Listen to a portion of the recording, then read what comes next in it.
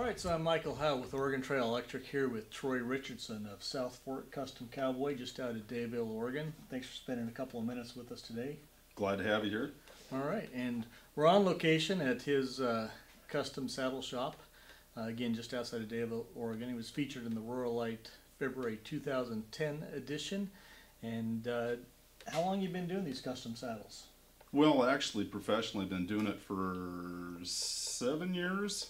But before that, I mean, we always, I guess I'm fourth generation cowboy. Oh.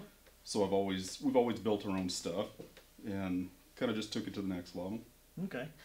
And high demand for it? People call you from all around the region? Yeah, we're kind of specialized.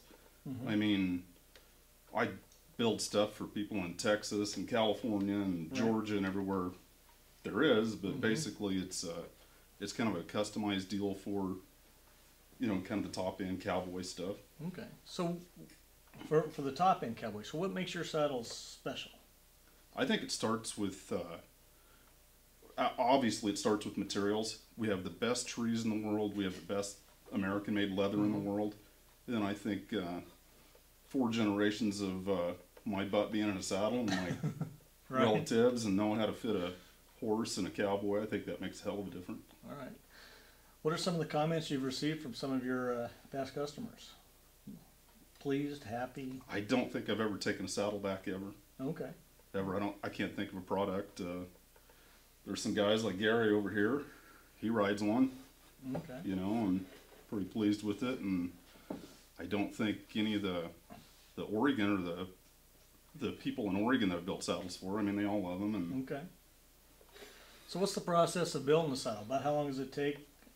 Well, it kind of depends. I mean, if you're going to order something that's fairly basic, it might take me a month to 6 weeks to build it.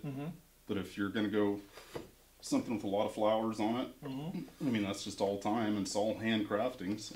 Okay. But how many of these do you do a year? Well, I was up to about 18, 20 a year, but wow. Last year we ran about 400 cows, so that kind of knocked it down to about 6 a year. Oh, so you have a full-time job too. Yeah. All right. So the custom saddle sort of a side business to your ranch? Well, somewhat. I mean, this is a labor of love, and I love doing it. But yeah, kind of got to take care of the cows. All right. Well, good deal. Well, now we'll take some time and look at some of your work. Like if you didn't have a good skeletal structure in your body wouldn't be very healthy. These are the best trees in the world, and this is where your saddle starts. I use nothing but quality tree from Kenny Falcons, best tree maker in the world. They're cottonwood bars, cottonwood fork, cottonwood cannel, because cottonwood is durable and tough. And he puts nothing but flint hides on these trees, which basically means that hide has never ever been frozen. It's fresh off the cow. After they build the tree itself, then they cover the tree with flint hides, and they use deer or elk for laces because that's strength and it will not rot out. So that's where we start right there. Okay, the leather is nothing but American made Herman Oak #1. Saddle leather, and if you can see, it's fairly thick, and this is exactly the same stuff that we build our saddles with, and we will not use anything else. I mean, it's pliable, it's strong, it's durable, and it's American made. If you build your favorite flower and you cut it out, then you've got something to transfer onto your piece of leather. I know a lot of people can do this freehand, and I can myself, but for consistency, I will absolutely build patterns, and then you can just do whatever you want with them, especially if you're covering a big piece of leather, you know, and you've got to cover up a lot with flowers and stuff. So to show you a real easy transfer, we've got this piece of leather cased up. So we're going to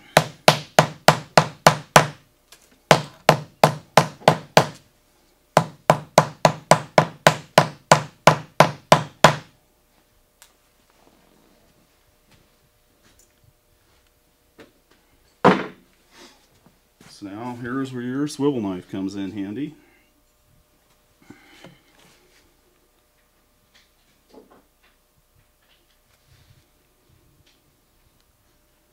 And these will be the same flowers that you would put on a saddle, and obviously flowers are kind of up to the person that's building something or the customer. So we have a variety of flowers. It's just one of my favorites, kind of like a little cross between a wild rose and a California poppy. Then always drag your leaves from the inside out.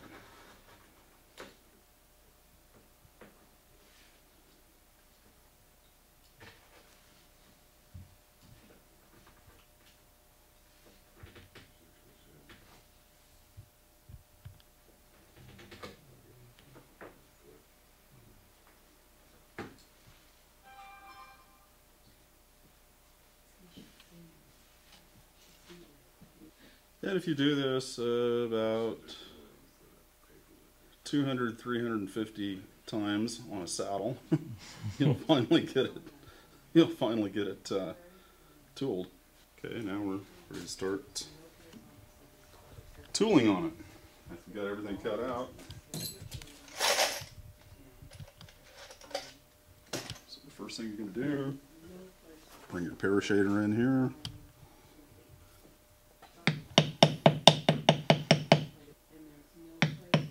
And this is where you get that 3D effect. So now you always got to figure out where your top leaf is, or your top petal, or whatever you're doing. We'll start right here. Obviously, if you want your flower, your leaves, or whatever you're building, like on a saddle, then when it dries and you got it oiled, the 3D effect would really stand out. Okay, now it's sort of starting to begin to look like a flower.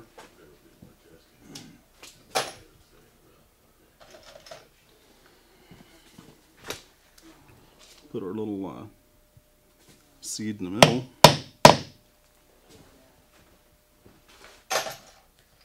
Then actually, if you were going to keep going with this, what you would do would be to background it so it really stands out, to where you've got the background next to your other cuts, your leaves and all that.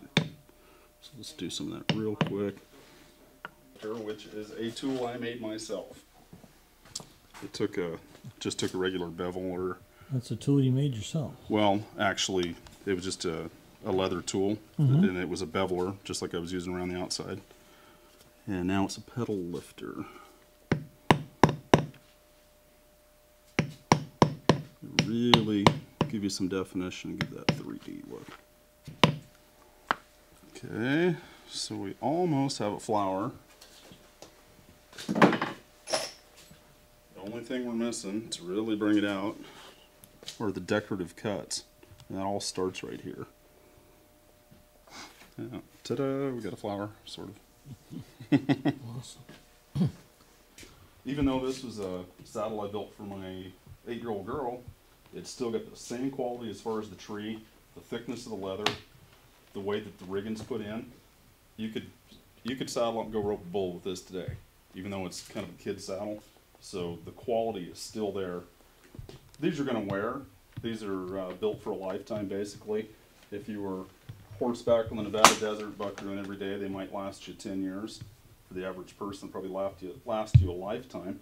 The quality of the leather, the fact, the ergonomics in the seat, to where they're not going to hurt your bottom. You're going to sit your horse the right way. And the way I put my riggings in, I'm pretty proud of. You can rope anything you want to, anywhere, anytime. Your stirrups will swing ahead. If old Sarley gets bronky with you, you can reach up and stick him in the air if you need to. Just, we try to do everything as possible. We try and put as much quality as possible into anything we build in here. If I don't like it, it does not come out of the shop. I've got a garbage can over there and I can start over. And we have done that with parts, haven't we, Gary? Lots of parts.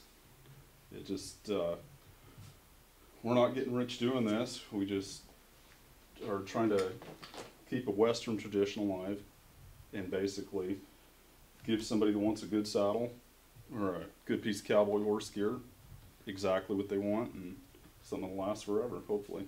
One time there was somebody trying to take a little bit of credit for my work, so you know that every saddle I build, if it's Troy Richardson, will have a Bronco under the gullet, whether you're a Broncos fan or not. It's going to be there.